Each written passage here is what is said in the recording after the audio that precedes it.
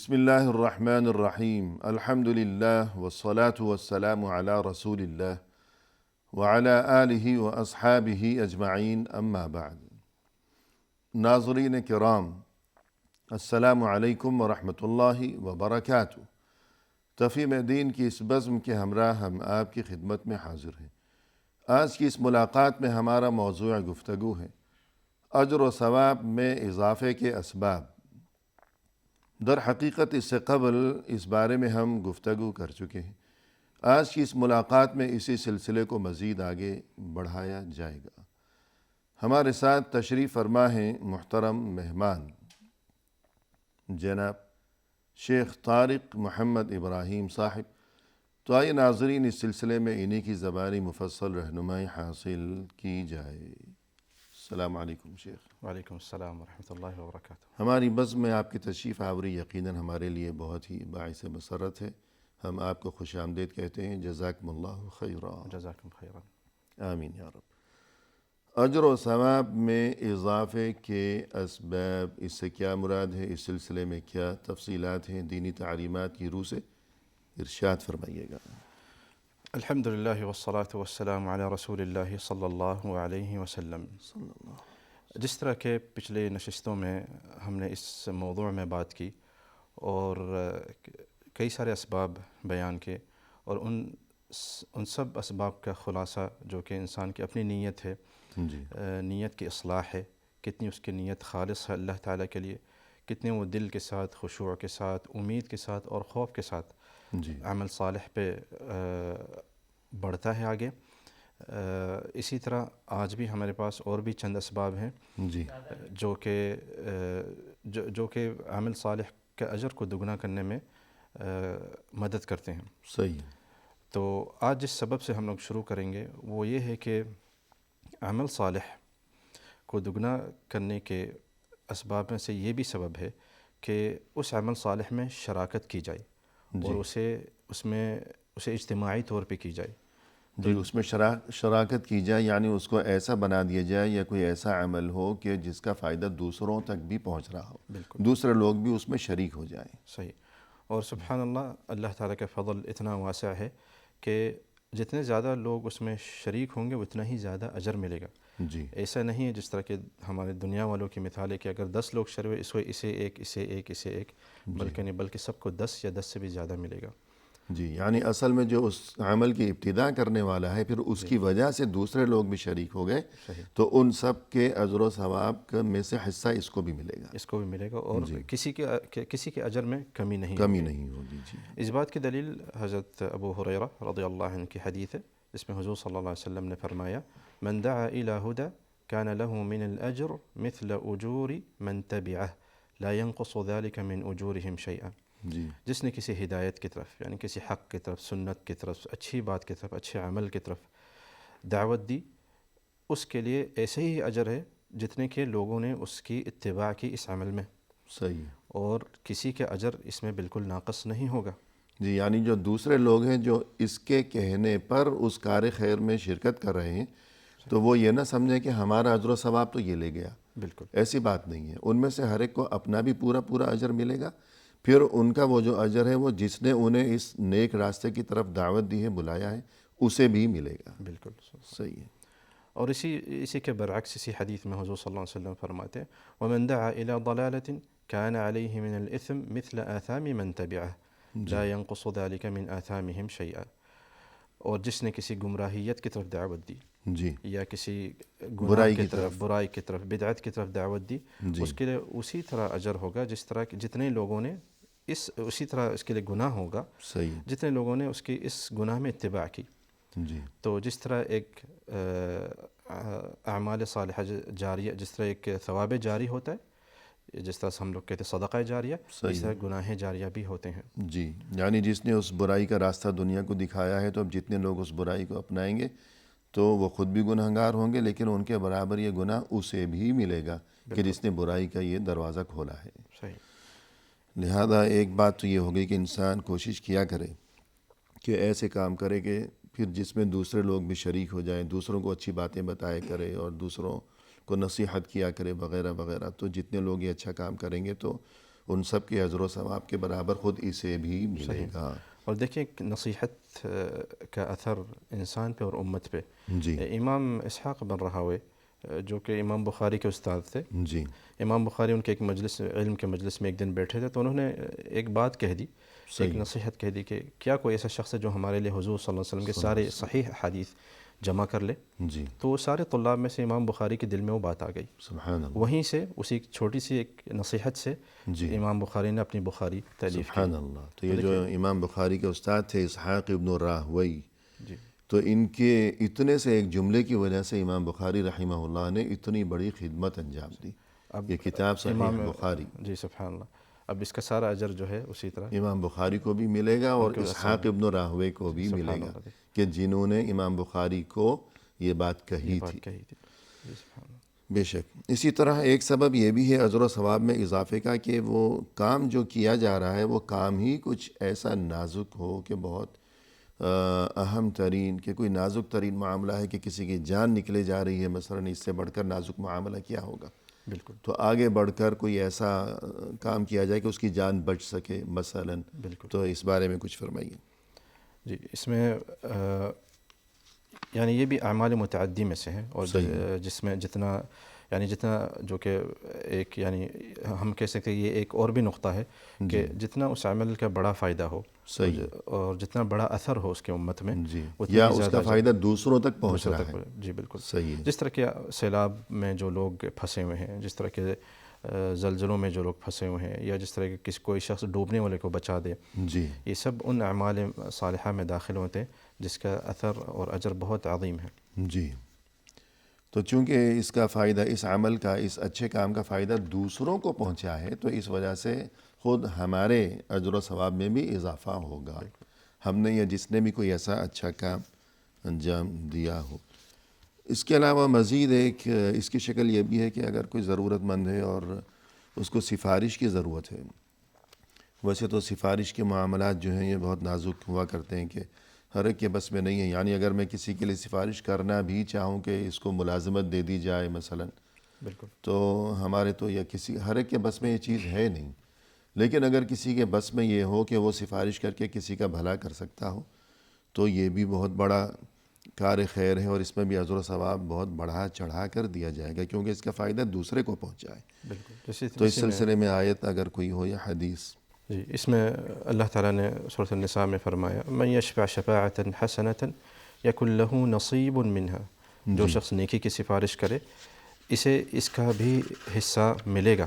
جی تو اور حضور صلی اللہ علیہ وسلم نے حضرت ابو موسیٰ الاشعری کی حدیث میں فرماتے تھے, بلکہ حضرت ابو موسیٰ رضی اللہ عنہ نے فرمایا کہ جب بھی حضور صلی اللہ علیہ وسلم کے پاس کوئی صاحب حاجت آتا تھا تو فرماتے اشفعوا تؤجروا, جی کہ اس شخص کے لیے شفاعت کرو, اس کی حاجت پوری کر دو, جی تو اور اپنے رب سے اجر حاصل کرو. سبحان اللہ. کیونکہ شفاعت میں آپ کی کوئی محنت نہیں ہے, آپ جو ہے آپ اپنے جاہ کو جو مقام آپ کو اللہ تعالیٰ نے دیا, آپ اس مقام کو استعمال کرتے ہوئے کسی اور کے پاس ایک اچھی بات کر رہے ہیں. جی اگر واقعی وہ شخص اس قابل ہو کہ اس کی شفاعت کی جائے, سفارش کی جائے.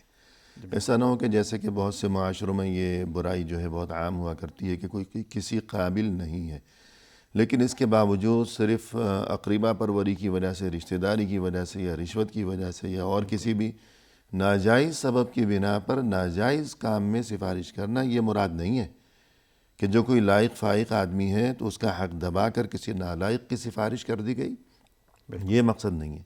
بلکہ مقصد یہ ہے کہ جو کہ واقعی قابل ہے سفارش کے, تو اگر میرے بس میں ہے کہ میں اس کے لیے کچھ سفارش کر سکوں تو ضرور سفارش کرنی چاہیے کہ اس میں بہت بڑا اجر و ثواب ہے. بالکل. اسی طرح ایک سبب اجر و ثواب میں اضافے کا یہ بھی ہے کہ انسان ایک کام انجام دیتا ہے, لیکن اگر وہی کام انسان انجام دے اس کیفیت میں کہ پہلے خود کو اچھا مسلمان بنائے, یعنی دو مسلمان ایک کام کرتے ہیں لیکن ایمانی کیفیت کے لحاظ سے دونوں کے اجر و ثواب میں فرق ہوتا ہے. صحیح. تو انسان خود کو اچھا اور سچا اور خالص مسلمان بنا لے تو وہی کام جب وہ کرے گا تو اس کا اجر و ثواب بہت زیادہ ہو جائے گا. تو اس بارے میں کچھ فرمائیے. یہ ایک بہت عظیم سبب ہے جی کہ انسان ایک اچھا مسلمان بنے. اور جب ہم اچھا مسلمان کہتے ہیں اس سے کیا مراد ہے؟ اس سے مراد ہے کہ کثرت سے وہ عمل صالح میں مشغول رہے, سنت پہ قائم رہے، بدعت سے دور رہے، کبائر گناہوں سے دور رہے. صغیر گناہ ہر کسی سے ہوتے ہیں، لیکن یہ ایسا شخص ہے جو کہ کثرت سے عمل صالح کرتا ہے، اور جہاں صغیرہ گناہ کرتا ہے وہاں جا کے توبہ بھی کرتا ہے، صحیح ہے، کثرت سے رجوع کرتا ہے اللہ تعالیٰ کے پاس. تو ایسا شخص جو کہ عمل صالح کرے گا اس کا اجر دگنا ہوگا. جی اور اس کی دلیل حضرت ابو ہریرہ رضی اللہ عنہ کی حدیث ہے جس میں حضور صلی اللہ علیہ وسلم نے فرمایا اذا احسن احدكم اسلامه فكل حسنة يعملها تكتب له بعشر امثالها الى 700 ضعف. جی کتنی عظیم فضیلت ہے کہ اگر کسی شخص نے اپنے اسلام کو اچھا کیا، صحیح ہے، تو کوئی بھی یعنی اچھا مسلمان بن گیا. بالکل اچھا مسلمان بن گیا، تو کوئی بھی نیک عمل کرے گا اس کا اللہ تعالیٰ اسے 10 گنا اجر دیں گے، یہاں تک کہ 700 تک. صحیح ہے، وَكُلُّ سَيِّئَةٍ يَعْمَلُهَا یعنی تُكْتَبُ کم از کم 10 گنا، کم سے کم. اور اس سے زیادہ بھی دیا جا سکتا ہے کہ جیسا وہ اچھا مسلمان ہے کتنا اچھا ہے اور اس کی ایمانی کیفیت کتنی بہتر ہے، تو اس کی مناسبت سے 10 گنا سے بڑھا کر بھی اس کو اجر و ثواب دیا جا سکتا ہے. یہاں تک کہ بعض اوقات شاید کسی کو 700 گنا بھی بڑھا چڑھا کر دیا جا سکتا ہے. 700 سے بھی زیادہ، جس طرح ہم لوگ نے واللہ یضاعف لمن یشاء. بالکل صحیح، حالانکہ کام وہی کیا ہے، بالکل 2 آدمیوں نے کام کیا، ایک ہی جیسا کام کیا. اس لیے 2 شخص نماز میں کھڑے ہوں گے جی لیکن بالکل دونوں کا برابر اجر کھڑے ہوئے، بالکل برابر کھڑے. وہی نماز ہے، وہی سورہ فاتحہ پڑھی ہے، وہی سورہ اخلاص پڑھی ہے مثلا، وہی رکوع، وہی سجود، سب کچھ وہی ہے، لیکن شاید ان کے لیے جو اجر و ثواب ہے اس میں زمین آسمان کا فرق. بالکل ایک شخص کھڑا ہوا جی، ایک امید کے ساتھ، ایک خوف کے ساتھ، ایک رجا کے ساتھ، اور توجہ کے ساتھ. توجہ کے ساتھ، خشوع کے ساتھ، جی. یہ سارے ایمانی مقامات اس کے دل میں جاگے ہیں، جی کوئی شک نہیں کہ اس کا مقام کافی اونچا ہوگا. صحیح ہے. تو اسی طرح اجر و ثواب میں اضافے کا ایک سبب یہ بھی بیان کیا گیا ہے بقول اہل علم کہ انسان کا اللہ کے ہاں مقام و رتبہ جس قدر بلند تر ہوگا، اللہ کا قرب جس قدر اسے زیادہ نصیب ہوگا، اسی قدر ہر عمل جو وہ انجام دے گا تو اس کے لیے اجر و ثواب بڑھا چڑھا کر ہوگا. بالکل تو اللہ کے ہاں زیادہ جس کا مقام و رتبہ ہوگا، اس سے کیا مراد ہے اور کیا اس کی شکل ہوگی؟ اس میں ہم کہہ سکتے ہیں جس طرح کے ہمارے علماء ہیں اور جس طرح کے ان سے پہلے بلکہ ہم لوگ کے انبیاء علیہ السلام ہیں، ان کی مثال اگر ہم لیتے ہوئے چلیں تو اللہ تعالیٰ نے اپنے انبیاء علیہ السلام کو آپ دیکھتے ہیں کہ حضور صلی اللہ علیہ وسلم کو سب سے زیادہ فوقیت دی، باقی انبیاء پہ فضیلت دی، جی. اور اسی طرح مختلف انبیاء کو بھی فضیلت دی. اور آپ دیکھیں کہ ان انبیاء کے ساتھ معاملہ دیکھیں، ہم لوگ مثال لیتے تھے حضرت موسیٰ علیہ السلام کی. جی حضرت موسیٰ علیہ السلام آپ دیکھیں کہ انہوں نے جب اللہ تعالیٰ سے ہم کلام کر کے واپس آئے اپنے قوم میں، تو اور دیکھا کہ انہوں نے عجل کی، جو کہ گائے کی عبادت شروع کر دی. جی، گائے کا بچہ، بچڑا کی، جی اس کی عبادت شروع کر دی، تو کافی غصہ ہوئے. جی. اور کیا انہوں نے یعنی موسیٰ علیہ السلام جب گئے اپنے رب سے ملاقات کے لیے وہاں کوہ طور پر، جی جیسے کہ قرآن کریم میں تفصیل ہے، تو لیکن جب واپس آئے تو دیکھا کہ ان کی قوم جو ہے انہوں نے انتظار نہیں کیا حضرت موسیٰ علیہ السلام کی واپسی کا، بلکہ ایک بچڑے کی پوجا شروع کر دی. تو اس وقت جو صورتحال پیش آئی تو پھر وقفے کے بعد سنیں گے. ناظرین فی الحال لیتے ہیں مختصر سا وقفہ، ہمارے ساتھ ہی رہیے گا. محترم ناظرین، وقفے کے بعد ہم حاضر خدمت ہیں. آئیے سلسلے گفتگو کو آگے بڑھایا جائے اپنے مہمان کی زبانی. شیخ وقفے سے قبل جیسا کہ آج کی اس نشست میں ہمارا موضوع گفتگو ہے اجر و ثواب میں اضافے کے اسباب، تو گفتگو یہ چل رہی تھی کہ جس انسان کا اللہ کے ہاں جس قدر مقام و مرتبہ بلند تر ہوگا تو اسی نسبت سے اس کے ہر عمل میں اس کے لیے اجر و ثواب بھی بڑھا چڑھا کر لکھا جائے گا. تو حضرت موسیٰ علیہ السلام کی ایک مثال آپ بیان کر رہے تھے، تو گفتگو کو آگے بڑھائیے گا. جی. موسیٰ علیہ السلام جب کوہ طور سے اللہ تعالیٰ سے ہم کلام ہو کے واپس آئے جی تو انہوں نے دیکھا کہ ان کے جو قوم تھے وہ عجل کے جو بچڑا تھا اس کی عبادت کرنے لگے. صحیح ہے. اور بطور نگہبان انہوں نے اپنے بھائی ہارون علیہ السلام کو چھوڑا تھا. جی، وہ بھی نبی تھے، بیک وقت دونوں نبی تھے، ایک ہی قوم میں، اور دونوں بھائی بھی تھے. جی بالکل صحیح ہے. اب دیکھیں موسیٰ علیہ السلام کہ کس طرح انہوں نے رد فعل دیا اس مقام میں. جی، اس کا گویا کہ ریئیکشن دیا. صحیح ہے. سب سے پہلے انہوں نے جب یہ دیکھا تو کیا انہوں نے کہ اپنے جو الواح تھے جس میں اللہ تعالیٰ کا کلام لکھا ہوا تھا، تختیاں جو تھے انہیں پھینک دیا. جی یعنی موسیٰ علیہ السلام کو اللہ کی طرف سے جو وہاں طور پہاڑ پر بلایا گیا تھا تو اللہ کی طرف سے موسیٰ علیہ السلام کو تختیاں دی گئیں. بالکل. ان تختیوں میں اللہ کا کلام لکھا ہوا تھا بالکل. جو کہ خود اللہ نے لکھا تھا خود اللہ تعالیٰ. بقول اہل علم. بالکل. وَكَتَبْنَا لَهُ فِي الْأَلْوَاحِ مِنْ كُلِّ شَيْءٍ مَوْعِظَةً وَتَفْصِيلًا لِكُلِّ شَيْءٍ. وَكَتَبْنَا ہم نے لکھا یعنی اللہ نے لکھا قرآن میں. یہ تو وہ اتنی مبارک ترین تختیاں اور پھر ان تختیوں میں اللہ کا لکھا ہوا کلام, پھر وہ کلام اللہ نے خود لکھا ہے. صحیح. لیکن موسیٰ علیہ السلام نے جب دیکھا کہ میری غیر موجودگی میں میری قوم نے یہ کیا حرکت کی, ان سے انتظار نہیں ہوا, انہوں نے بچھڑے کی پوجا شروع کر دی.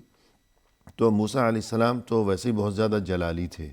صحیح. تو اتنا انہیں جلال آ گیا کہ انہوں نے کیا کیا, انہوں نے ان الواح کو, ان تختیوں کو پھینک دیا غصے میں. غصے میں. یہ نعوذ باللہ مقصد یہاں نہیں ہے کہ انہوں نے اللہ تعالیٰ کے کلام کو توہین کی, ایسا نہیں ہے, لیکن غصہ اتنا ہے. جی غصہ اتنا ہے کہ انہیں تھوڑا وہ ٹوٹ گئے. جی.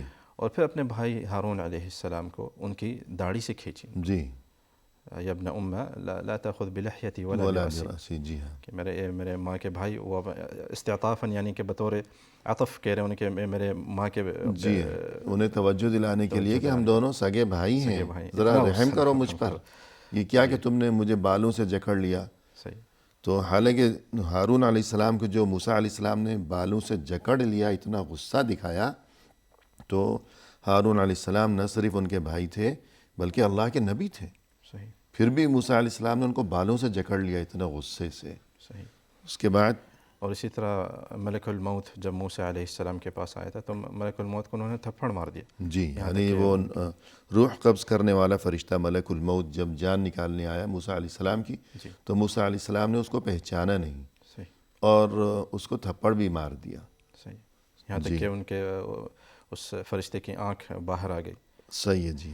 اور پھر اگر دیکھا جائے کہ موسیٰ علیہ السلام نے اسراء اور معراج کی رات کو جی اللہ تعالیٰ کے ساتھ ایک مباحثہ, ایک عتاب کیا, ایک جی تکرار کی. صحیح. کہ کیوں آپ نے حضور صلی اللہ علیہ وسلم جو کہ ایک آخری نبی اس کو مجھ پہ فوقیت دی. جی. تو کہ بلکہ یوں عتاب کیا کہ رسول صلی اللہ علیہ وسلم کو جو 50 نمازیں ایک دن میں امت کے لیے دی گئی تھی, تو اس پر بھی موسیٰ علیہ السلام نے, یعنی ایک وجہ یہ بھی تھی کہ بار بار رسول صلی اللہ علیہ وسلم سے کہا کہ اللہ کے پاس واپس جائیے اور اس میں ذرا تخفیف جو ہے کچھ کنسیشن لے لیجیے کہ آپ کی امت روزانہ 50 نمازیں نہیں پڑھ سکے گی. تو یہ معاملہ بھی تھا. تو گویا کہ اللہ کے ساتھ یہ اتنا لاڈ پیار کا یہ معاملہ, تو اس کی وجہ کیا تھی؟ اس کی وجہ موسیٰ علیہ السلام کا مقام. جی یعنی اتنا اللہ کے ساتھ یہ گویا کہ بحث مباحثہ تکرار یہ وہ, لیکن اللہ کی طرف سے اس پر ناراض نہ ہونا, اس کی کیا وجہ تھی کہ سب کچھ اللہ برداشت کیے جا رہا ہے؟ اس کی وجہ جاننا چاہتے ہیں ہم. اس کی وجہ جو موسیٰ علیہ السلام کا جو مقام تھا, وہ جس طرح وہ فرعون کے سامنے ڈٹے, جس طرح وہ کھڑے ہوئے, جس طرح انہوں نے بنی اسرائیل کی تکلیفیں اٹھائیں, اتنی تکلیف اٹھائیں اور اتنے بڑے شدید امتحان میں داخل میں فرعون کے ساتھ. صحیح. تو اس کے بدلے میں اللہ تعالیٰ نے ان کی آپ کے ساتھ لاڈ اٹھائی. صحیح ہے. تو یہ سمجھنے کی بات ہے کہ موسیٰ علیہ السلام نے جو اتنی تکلیفیں اٹھائیں راہ حق میں, تو اس وجہ سے اللہ کے ہاں ان کا اس قدر بلند ترین مقام و رتبہ ہو گیا کہ ان کی یہ جو اس قسم کی باتیں تھیں, غصہ دکھانا وغیرہ وغیرہ, تو اللہ کی طرف سے ان سب چیزوں کو برداشت کیا جاتا رہا. کیوں؟ ان کے مقام و رتبے کی وجہ سے. مقام و رتبہ کیسے ملا؟ راہ حق میں استقامت اور ثابت قدمی کی وجہ سے. تو خلاصہ یہی نکلا کہ اللہ کے ہاں جس قدر مقام و رتبہ بلند ہوگا اسی قدر اجر و ثواب بھی بڑھتا ہی چلا جائے گا. تو مزید اس سلسلے میں کچھ کہنا چاہیں گے آپ, یا کوئی نیا سبب دیکھا جائے؟ اسی بات میں اسی سبب میں اگر ہم ایک اور آیت دیکھ لیں, اللہ تعالیٰ نے امہات المؤمنین کو کہا کہ وَمَن يَقْنُتْ مِنْكُنَّ لِلَّهِ وَرَسُولِهِ وَتَعْمَلْ صَالِحًا نُؤْتِهَا أَجْرَهَا مَرَّتَيْن. اور جو بھی یعنی امہات المؤمنین آپ میں سے فرما برداری کرے گا اللہ تعالیٰ کے لیے اور رسول کی اطاعت کرے گی اور عمل صالح کرے گی, اسے دگنا اجر دیں گے. یہاں دگنا اجر کا ذکر کیا. اس کی اگلی آیت میں یا اس سے پہلی والی آیت میں اللہ تعالیٰ نے کہا یا نساء النبی من یأت منکن بفاحشة مبینہ یضاعف لها العذاب ضعفین وکان ذلك على الله يسيرا. اور جو آپ میں سے کوئی فاحشہ کرے جی کسی برائی کا ارتکاب کسی کرے برائی کا ارتکاب کرے تو اس کے لیے جو گناہ ہے وہ دگنا کیا جائے گا. صحیح اثم جو ہے گناہ جو ہے وہ دگنا سزا جو دگنا کی جائے گی. جی تو وہاں دیکھیں کہ وہاں اللہ تعالیٰ نے اجرہا مرتین کہا کہ اجر دگنا دیا جائے, اور یہاں اگر گناہ کیا تو عذاب اس بھی کی دگنا سزا ہے, بھی زیادہ. سزا بھی زیادہ. تو جتنا آپ کا اونچا مقام ہے اتنا اجر ہے, جی اور اسی طرح اتنی سخت پکڑ بھی ہے اللہ تعالیٰ سے. جی تو اس سے یہ بات سمجھ میں آئی کہ انسان کو چاہیے کہ اللہ کے اپنے مقام و مرتبے کو بلند تر بنانے کے لیے ہمیشہ کوشاں رہا قدم کرے, بالکل تاکہ وہ ایک کام کرے اگر اچھا کام تو اس کا اجر و ثواب اسے بہت زیادہ بڑھا چڑھا کر دیا جائے. اور اس کے علاوہ ایک سبب یہ بھی ہے کہ مثلا ایسی عبادات کے جنہیں مالی عبادات کہا جاتا ہے, کیونکہ عبادات کی بہت سی اقسام ہیں تاکہ سبھی کا امتحان ہو جائے. بالکل. تو کوئی جسمانی عبادات ہیں جیسے نماز ہے مثلا یا روزہ ہے, کوئی مالی عبادات ہیں جیسے زکوٰۃ, صدقہ, خیرات وغیرہ. تو مالی عبادات کے بارے میں جب گفتگو کی جائے گی تو ان میں بھی اجر و ثواب بڑھا چڑھا کر دیے جانے کا طریقہ موجود ہے. بالکل. یعنی دو آدمی ہیں, دونوں نے فرض کیجئے ایک ایک درہم صدقہ کیا, ایک کے لیے اجر و ثواب کم ہوگا, شاید کچھ بھی نہیں ہوگا, یا ہوگا تو کم ہوگا, دوسرے کے لیے بہت زیادہ ہوگا, حالانکہ دونوں نے ایک ہی جتنا مال اللہ کی راہ میں خرچ کیا ہے. تو یہاں اس بارے میں کیا کہا جائے گا؟ اس سبب میں آپ دیکھیں کہ جو سب سے بڑی بات ہے وہ انسان کی اپنی نیت اور اس کا کتنا درجہ, اس کا کتنا اخلاص ہے. صحیح ہے. اب کوئی شخص ہے جو کہ کسی کو دکھاوے کے لیے صدقہ دے رہا ہے, یہ ریاء کاری میں داخل ہو جائے, بلکہ اس صدقے کی وجہ سے اس کو عذاب بھی دیا جائے گا. جی اور کوئی شخص ہے جو کہ چھپ کے صدقہ دے رہا ہے, وہ چاہتا ہے کہ صرف اللہ تعالیٰ میرے اس عمل کو دیکھے, صحیح, مخفی طور پر. مخفی طور پہ دے رہا ہے. اور بہت سے لوگ جہاں کہیں کوئی آفت وغیرہ, قدرتی آفت جیسے سیلاب ہے, فرض کیجئے زلزلہ ہے, تو لوگ جاتے ہیں وہاں, جو مصیبت زدگان ہیں, پریشان حال ہیں, لٹے ہوئے, تو ان کی کچھ مدد کرتے ہیں. کوئی چیز انہیں کوئی سامان وغیرہ دیا ہے, اس کے بعد وہاں کھڑے ہو کر فوٹو کھنچواتے ہیں, یا جس کو دے رہے ہیں ایک تھیلا دے رہے ہیں مثلا, اس میں کوئی کھانے پینے کی چیز ہے, اور ساتھ فوٹو کھینچتے ہیں. تو یہ تو گویا کہ اپنی نمائش کے لیے. جی. اور اس میں وہ مسکین کے جس کو وہ چیز دی گئی ہے تو اس کی گویا کہ بے عزتی بھی ہے, کہ یعنی یہ تو چھپا کر, یعنی انسان کی عزت نفس بھی تو ہوتی ہے نا. صحیح.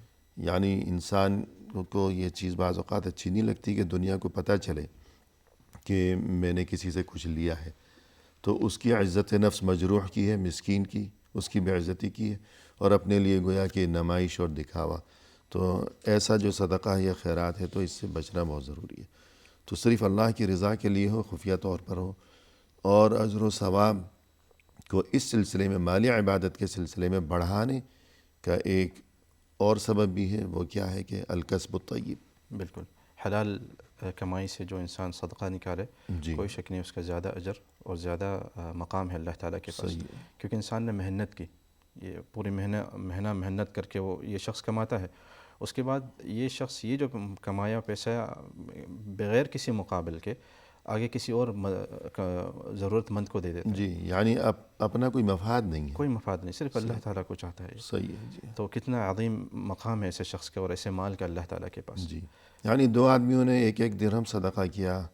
اب ممکن ہے کہ ایک آدمی, ان میں سے ایک آدمی جو ہے اس نے وہ درہم جو کمایا ہے, حاصل کیا ہے, تو اس مال میں کچھ شبہ ہو, صحیح, شک و شبہ ہو. مثلا یہ کہ رشوت سے لیا ہے اس نے, رشوت تو خیر بالکل ہی حرام ہے, وہ تو قبول ہی نہیں ہوگا. لیکن اور کسی بھی وجہ سے شبہ ہو سکتا ہے کہ مال کمانے کے بہت سے راستے ہیں, کچھ حلال ہیں, کچھ حرام ہیں, اور کچھ ایسے بھی ہیں کہ جن میں شبہ ہے. جبکہ دوسرے شخص نے وہ صدقہ کسی مسکین کے حوالے کیا ہے اللہ کی رضا کی خاطر, اولاً تو نیت خالص ہے, مزید یہ کہ اس نے وہ جو درہم کمایا تھا وہ خالص جائز طریقے سے کمایا تھا. تو یوں بھی اجر و ثواب میں بہت زیادہ اضافے کا یہ چیز سبب بن جائے گی. جس طرح حدیث میں رب درہم سبق الف درہم. جی, ایک درہم جو ہے کبھی کبھی 1000 درہم سے بھی آگے نکل جاتا ہے. جی صحیح ہے کہ ایک آدمی نے 1 درہم دیا ہے, دوسرے نے 1000 دیا ہے, لیکن جس نے 1 درہم دیا ہے شاید اس کا اجر و ثواب اس سے زیادہ ہو جائے گا, 1000 سے, کیونکہ اس کی نیت بہت زیادہ خالص تھی, ایمانی کیفیت بہت بہتر تھی. مزید یہ کہ اس نے یہ خالص حلال طریقے سے یہ کمایا تھا. تو اس بات کو بھی سمجھنے کی ضرورت ہے, مالی عبادات کے معاملے میں کہ نیت خالص, اور یہ کہ خالص جائز طریقے سے وہ مال کمایا ہو, تو اجر و ثواب بڑھتا ہی چلا جائے گا. مزید اس سلسلے میں یعنی اجر و ثواب میں اضافے کے سلسلے میں دینی تعلیمات کی روشنی میں ایک بات یہ بھی ہمیں بتائی گئی ہے اور سکھائی گئی ہے کہ بعض اوقات ایسے ہوا کرتے ہیں کہ جن میں عمل کا اجر و ثواب بہت زیادہ بڑھا چڑھا کر دیا جاتا ہے کہ ایک ہی کام اگر ایک وقت میں کیا ہے تو اس کا ثواب کم ہے، لیکن بعین ہی وہی کام اگر کسی مخصوص وقت میں کیا ہے تو اجر و ثواب بہت زیادہ ہو جائے گا۔ تو ایسے جو مخصوص اوقات ہیں ان کے بارے میں علم ہونا چاہیے انسان کو، اور ان اوقات میں اچھا کام کرنے کی فکر اور کوشش کی جانی چاہیے تاکہ زیادہ اجر و ثواب کا مستحق بن سکے انسان۔ تو وہ کون سے اوقات ہیں؟ اللہ تعالیٰ نے کچھ اس امت کو کچھ ایسے اوقات دیے، ایسے زمانے دیے جی جس میں اگر انسان کوئی بھی عمل صالح کرے گا اس کا اجر دگنا ہو جائے گا۔ صحیح۔ جس طرح کہ رمضان کا مہینہ ہے، جی بہت عظیم مہینہ ہے، یعنی اس کی فضیلت بیان کرنے کی میرے خیال سے ضرورت بھی نہیں کہ ہر انسان، ہر مسلمان جانتا ہے کہ کتنا زیادہ فضیلت والا مہینہ ہے یہ۔ جی اس مہینے کے بارے میں اور خصوصاً روزے کے بارے میں حضور صلی اللہ علیہ وسلم نے حدیث قدسی میں فرمایا کہ اللہ تعالیٰ نے فرمایا الصوم لی وانا اجزی بہ، جی کہ روزہ میرے لیے ہے اور میں ہی اس کا جزا دوں گا۔ اس سے علماء لوگ کیا لیتے ہیں؟ اس سے لیتے ہیں کہ ہو سکتا ہے قیامت کے دن انسان کے سارے اعمال ضائع ہو جائیں، ہو سکتا ہے کوئی قرض دار آ کے آپ سے اپنا حق سارا لے جائے، صحیح لیکن اللہ تعالیٰ روزے کا اجر کسی کو نہیں دیں گے کیونکہ اللہ تعالیٰ نے اپنے لیے مخصوص کر دیا، صحیح۔ اور ہو سکتا ہے اسی روزے کے باعث آپ کو جنت داخل کر دے۔ جی اور مزید یہ کہ انسان جب بھی کوئی عمل انجام دیتا ہے، کوئی بھی عبادت، ہر عبادت میں دکھاوے کی گنجائش موجود ہے، صحیح، اس لیے کہ وہ ظاہری ہے۔ ظاہری بات ہے۔ نماز پڑھ رہا ہے انسان، دو آدمی ہیں، ایک آدمی بیٹھا ہوا ہے، دوسرا نماز پڑھ رہا ہے، تو دیکھنے والوں کو نظر آ رہا ہے کہ بھئی یہ بیٹھا ہوا ہے اور یہ نماز پڑھ رہا ہے۔ صحیح، یا فرض کیجئے کہ حرم میں ایک آدمی بیٹھا ہوا ہے، دوسرا طواف میں مشغول ہے، سعی میں مشغول ہے، تو لوگوں کو نظر آ رہا ہے۔ صحیح، لیکن اگر دو آدمی ایک ساتھ بیٹھے ہوئے ہوں تو کوئی اس بات کو نہیں جان سکتا کہ ان میں سے کس کا روزہ ہے اور کون وہ ہے جو بغیر روزے کے ہے۔ بالکل، تو روزہ جو ہے، روزہ ایک راز ہے اللہ کے اور بندے کے درمیان، تو چونکہ اس میں دکھاوے کا کوئی امکان نہیں ہے، لہذا اس کا اجر و ثواب بھی اللہ نے اپنے ذمہ لیا ہے۔ صحیح۔ تو فی الحال وقفہ لیں گے۔ ناظرین کرام، فی الحال لیتے ہیں مختصر سا وقفہ، ہمارے ساتھ ہی رہیے گا۔ ناظرین کرام، آئیے سلسلہ کلام کو اب پائے تکمیل تک پہنچایا جائے اپنے محترم مہمان کی زبانی۔ شیخ، جیسا کہ آج کی اس ملاقات میں ہمارا موضوع گفتگو ہے اجر و ثواب میں اضافے کے اسباب، تو آپ نے یہ تذکرہ فرمایا کہ بعض اوقات ایسے ہیں کہ جن میں اگر انسان عمل صالح یعنی اچھا کام انجام دے گا تو اس کا اجر و ثواب بہت زیادہ بڑھا چڑھا کر اس کو اللہ کی طرف سے دیا جائے گا بنسبت اس کے کہ اگر وہی کام کسی دوسرے عام وقت میں اس نے کیا ہو۔ تو رمضان کے بارے میں آپ گفتگو کر رہے تھے، تو مزید ارشاد فرمائیے۔ تو رمضان کے مختلف فضائل سے یہی معلوم ہوتا ہے کہ یہ جو زمانہ ہے، رمضان کا جو وقت ہے، اسے انسان کو، اسے مومن کو ضائع نہیں کرنا چاہیے۔ صحیح، غنیمت جاننا چاہیے۔ اس کا ہر لمحہ جو ہے اسے استعمال کرنا چاہیے اور عبادت میں لگانا چاہیے، کوئی وقت اس میں انسان کو ضائع نہیں کرنا چاہیے، کیونکہ زندگی ایک بار، اس کو نہیں معلوم کہ اگلا رمضان اسے ملے گا یا نہیں ملے گا۔ صحیح۔ اور اسی طرح اگر آپ دیکھیں رمضان کے علاوہ میں اگر اور زمانے دیکھیں تو اور اوقات دیکھیں تو ذی الحجہ کا بھی جو مہینہ ہے، جی اس کی عظیم فضیلت ہے، خصوصاً جو پہلے 10 دن ہیں۔ جی پہلے 10 دن کے بارے میں اللہ تعالیٰ نے قرآن میں قسم کھائی، والفجر ولیال عشر کہا، 10 راتوں پہ قسم کھائی، اور یہ 10 راتیں جمہور مفسرین کے نزدیک ذی الحجہ کی دن ہیں، جی، ابتدائی 10 ایام۔ ابتدائی 10 ایام۔ صحیح۔ اور اسی کے بارے میں حضور صلی اللہ علیہ وسلم نے حدیث میں فرمایا افضل ایام الدنیا ایام العشر، جی سب سے بہترین دن اس دنیا کے یہ 10 دن ہیں، صحیح ہے۔ کیونکہ اس میں عرفہ بھی ہے جس میں 2 سال کے گناہیں معاف ہوتے ہیں، جو کہ غیر الحاج کے، جو شخص حج میں نہیں جاتا اور عرفہ کے دن روزہ رکھتا ہے، جی، اور اس میں قربانی کا بھی دن ہے جو کہ سب سے اور بہترین دن ہے، حجاج کے لیے بھی بڑی فضیلت ہے یوم حجاج کے لیے عرفہ۔ بھی بڑی فضیلت ہے، کوئی شک نہیں ہے۔ جی، تو حاجی ہو یا غیر حاجی ہو، سبھی کے لیے یوم عرفہ کی بڑی فضیلت ہے، بالکل اور یوم عرفہ انہی دنوں میں ہے، یعنی ذی الحجہ کے ابتدائی 10 دن، بالکل۔ تو ان دنوں کی بہت زیادہ فضیلت ہے۔ تو آپ دیکھیں کہ ذی الحجہ میں امہات العبادات، جو سب سے بڑی بڑی عبادات ہیں جی اسلام کے، وہ سب جمع ہو جاتے اس مہینے میں۔ صحیح تو ہے۔ اس مہینے میں عمل صالح کرنا، اور ان 10 دنوں میں روزہ رکھنا، قرآن ختم کرنا بہت باعث اجر ہوگا. اور تکبیرات وغیرہ. بالکل تکبیرات وغیرہ. جی عام تکبیرات بھی ہیں اور خاص تکبیرات بھی ہیں جو کہ مخصوص دنوں میں نمازوں کے بعد کہی جاتی ہیں. وَيَذْكُرُ اسْمَ اللَّهِ فِي أَيَّامٍ مَعْلُومَاتٍ. تو مخصوص دنوں میں زیادہ سے زیادہ اللہ کا ذکر کرنا, اللہ کا نام لینا. پھر اس میں قربانی بھی ہے. بالکل. تو وہ بھی ایک بہت اہم ترین عمل ہے شعائر اسلام میں سے. بالکل. وہ بھی ذی الحجہ میں ہی ہے. اور حج سب سے بڑھ کر ذی الحجہ میں حج ہے. بالکل. تو ان 10 دنوں کی بہت زیادہ فضیلت ہے.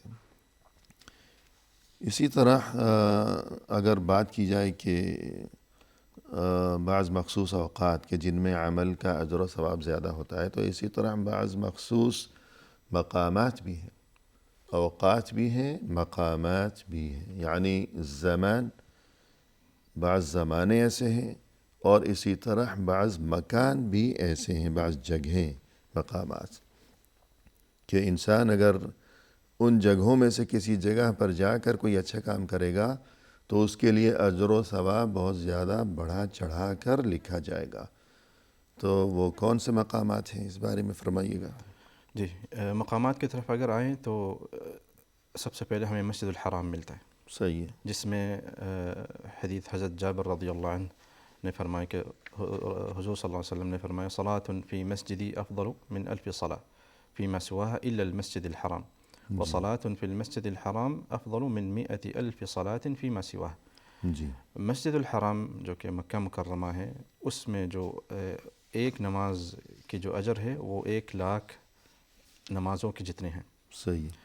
اور مسجد النبوی جو دوسرا بلکہ 1,00,000 نمازوں سے افضل ہے. افضل ہے. جی زیادہ ہے. بالکل. اور مسجد النبوی کی فضیلت 1,000 نمازوں سے بہتر ہے مسجد النبوی نماز پڑھنے کی. جی. تو آپ دیکھیں کہ اگر انسان اپنی زندگی گنے اور اسے کہا جائے کہ 1,00,000 نماز پڑھو, جی تو کتنے سال لگ جائیں گے اس کو؟ 50 سے 60 سال تک اس کو لگ جائیں گے یہ 1,00,000 نمازیں پڑھنے میں. تو اصل میں ان زمانوں میں اور ان مکانات میں جو اجر مل رہا ہے وہ آپ کی آخرت کی زندگی ہے. صحیح. یعنی آپ ہو سکتا ہے 30 سال جئیں اس دنیا میں یا 40 سال جئیں, لیکن آپ نے عمل صالح 1000 سالوں کے کر کے لے کے چلے گئے. جی.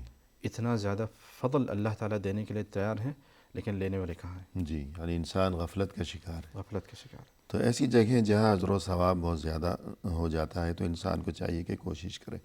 اب یہ مسجد نبوی یا مسجد حرام تو انسان روز روز تو وہاں نہیں جا سکتا, لیکن جو اپنے محلے کی مسجد ہے بالکل تو وہاں تو جانا چاہیے روزانہ نماز با جماعت, کیونکہ مسجد میں جو نماز ہے با جماعت اس کا اجر و ثواب بہت زیادہ ہے بنسبت اس نماز کے جو کہ مسجد کے سوا کسی اور جگہ پر پڑھی گئی ہو. اپنے گھر میں یا دفتر میں یا کہیں بھی انسان نماز پڑھتا ہے تو با جماعت نماز کا ثواب بہت زیادہ ہے, 27 گنا زیادہ ہے. 27 گنا زیادہ.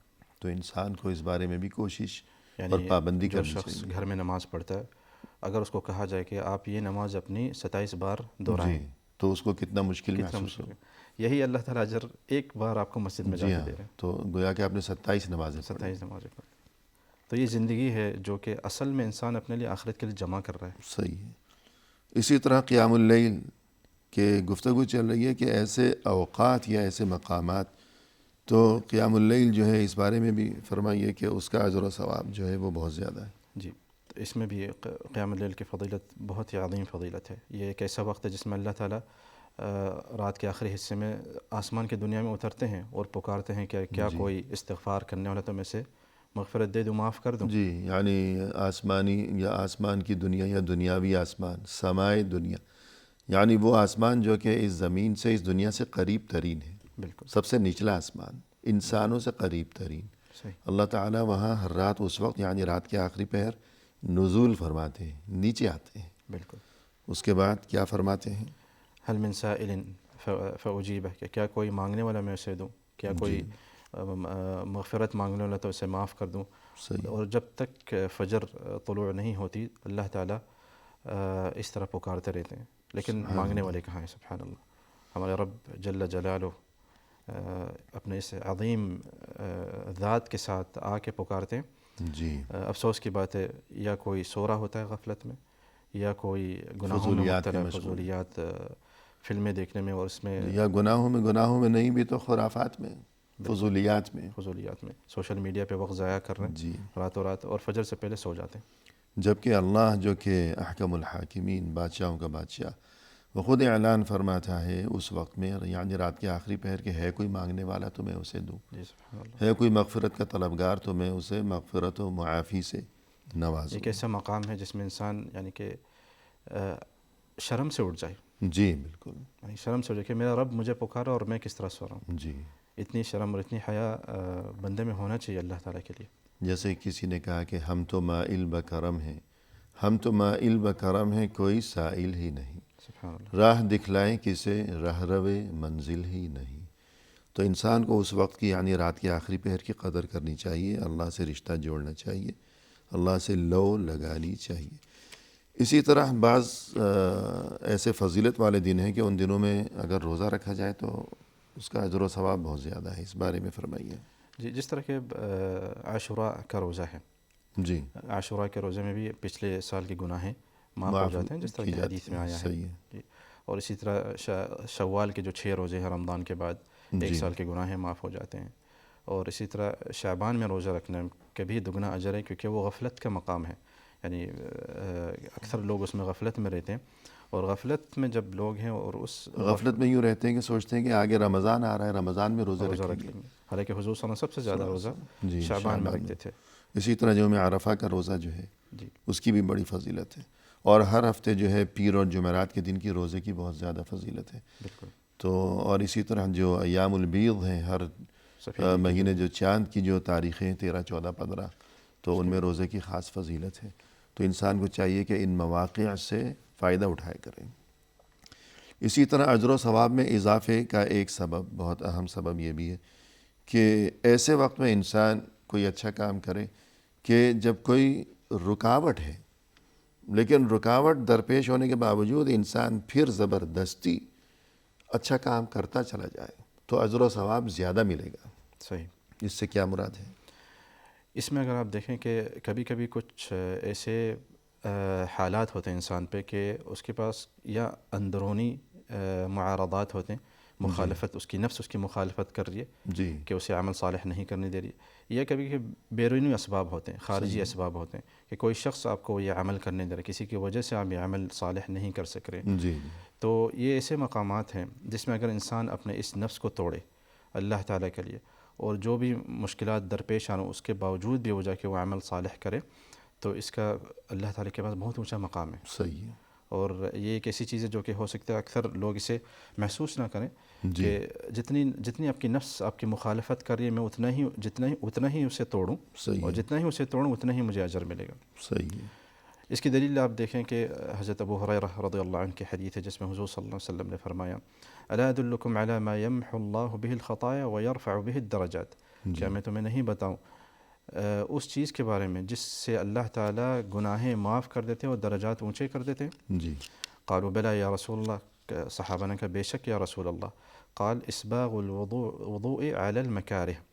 جی، کہ وضوء کو یعنی ناگواریوں کے باوجود بھی وضو کرنا، خوب اچھی طرح وضو کرنا. یعنی کہ مقصد ہے کہ انسان سردی کے موسم میں ہے، جی، دل نہیں چاہ رہا، دل نہیں چاہ اور رہا، گرم پانی کا انتظام نہیں گرم ہے. پانی کا انتظام نہیں ہے، صحیح. نماز شروع ہونے والی ہے، وہ پھر بھی اس ٹھنڈے پانی سے وضو کر لیتا ہے، بشرط یہ ہے کہ ایسا نہ ہو، اتنا ٹھنڈا نہ ہو کہ جس سے وہ بیمار ہو جائے. صحیح.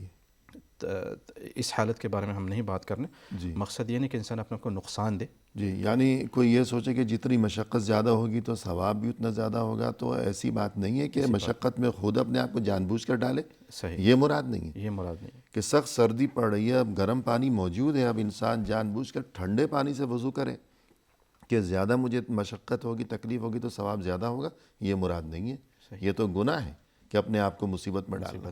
مقصد یہ ہے کہ اگر گرم پانی کا انتظام نہیں ہے، موجود ہی نہیں ہے، لیکن اس کے باوجود انسان ٹھنڈے پانی سے یا جو بھی میسر ہے وضو کر رہا ہے، یہ چیز مراد ہے. تو چونکہ جتنی تکلیف زیادہ ہوگی تو ایسی صورتحال میں کہ جو غیر اختیاری ہے، غیر اختیاری. صحیح. تو انسان پھر بھی وہ کام کرے گا تو اجر و ثواب زیادہ ہوگا. بالکل.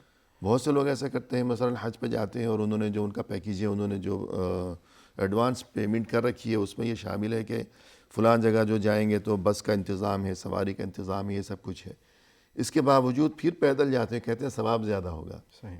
تو یہ ناسمجھی ہے، یہ سب مراد نہیں ہے. صحیح. مراد یہ کہ وہ تکلیف جو کہ اپنے اختیار سے باہر ہے، اس کے باوجود انسان اچھا کام کرتا ہے تکلیف برداشت کرتے ہوئے، تو اجر و ثواب زیادہ ہوگا. صحیح. تو یہاں دیکھیں آپ کے نفس آپ کو نہیں کرنے دے گی یہ چیز، جی لیکن پھر بھی آپ اپنے نفس کی معارضت کرتے ہوئے صحیح آپ ہے، یہ عمل صالح کر رہے ہیں. صحیح ہے. یعنی دل کہتا ہے کہ چھوڑ دو چھوڑ دو، کہ بہت مشکل ہے، بہت لیکن مشکل اس کے باوجود انسان اپنے دل کی نہیں سنتا، صحیح. اور بلکہ اپنا فرض سمجھتے ہوئے اپنے رب کی رضا کی خاطر اور دینی تعلیمات پر عمل کی خاطر انسان اٹھتا ہے، محنت کرتا ہے، مشقت کرتا ہے، تو ایسے میں اس کے لیے اجر و ثواب بہت زیادہ ہے. جی. دوسری بات جو حضور صلی اللہ علیہ وسلم نے اس حدیث میں فرمائی، جی وکثرت الخطا الی المساجد، صحیح ہے. کثرت سے مسجدوں کی طرف چلنا. جی یہ ایک ایسا آمد و عمل ہے، رفت، آمد و رفت. مسجد کی طرف یہ جو آنے جانے کا مبارک سلسلہ ہے، صحیح.